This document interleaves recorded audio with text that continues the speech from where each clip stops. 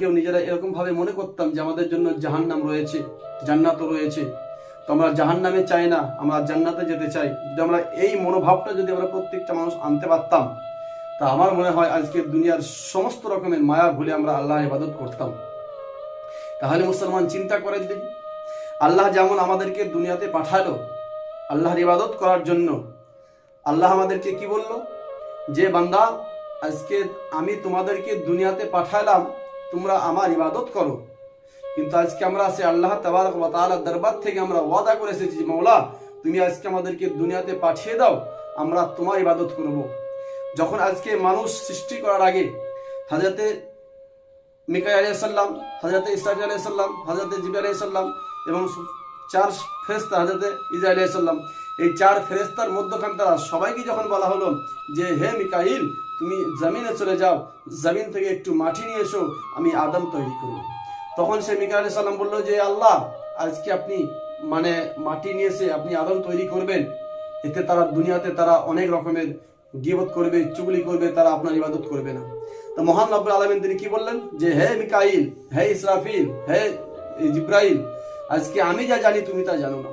এরকম ভাবে যখন আল্লাহ তাবারক ওয়া তাআলার দরবার থেকে সেই আল্লাহর ফেরেশতারা জমিনে চলে আসলো, মাটির দিকে হাত বাড়ালো, হাত বাড়াবার পরে জমিন থেকে যখন মাটি তুলতে যাবে কি, তখন সেই আল্লাহর ফেরেশতাকে মাটি বলতেছে হে মিকাইল আজকে তুমি আমাকে নিয়ে যেও না, আর পাপী আদম তৈরি করো না।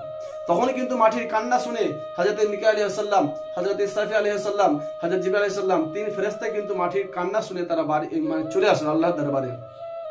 লাস্ট পর্যায়ে কাকে বললো? হযরত ইসরাইল আলাইহিস সালাম, যাকে আমরা বাংলাতে বলি আজরাইল। সে আজরাইল আলাইহিস সালামকে বলতে লাগলো যে হে ফেরেশতা তুমি চলে যাও, জমিন থেকে মাটি নিয়ে এসো, আমি আদম তৈরি করব। আল্লাহর হুকুম মানার জন্য তিনি জমিনে চলে আসলো, আর জমিনে আসার পরে তিনি কিন্তু মাটির দিকে যখন হাত বাড়িয়ে দিল, মাটি হাওয়া করে কান্না করতে লাগলো।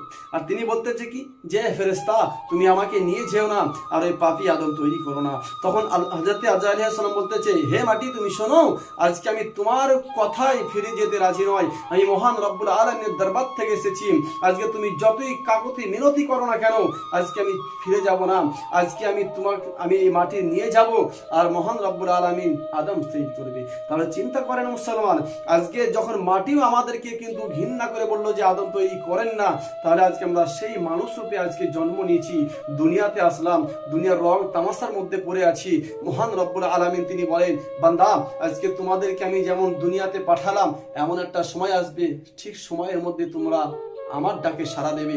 তাহলে মুসলমান আজকে আমরা দুনিয়ার মায়ায় পড়ে, রং তামাশার মধ্যে পড়ে এত আমাদের মধ্যে দিমাগ এসে গেছে যে আমরা মরণকেও ভয় করি না, কবর আযাবকে মনে করি না। আজকে যদি আমরা সেই জিনিসটাকে মনে করতাম, হয়তো আজকে আমরা আল্লাহর ইবাদতকে ছাড়তাম না। তাহলে বিরাদার চিন্তা করবেন, আজকে দুনিয়াতে আমরা আসার পরে আল্লাহ করতে বললো কি আর আমরা করছি নাকি? আজকে দুনিয়াতে আমাদের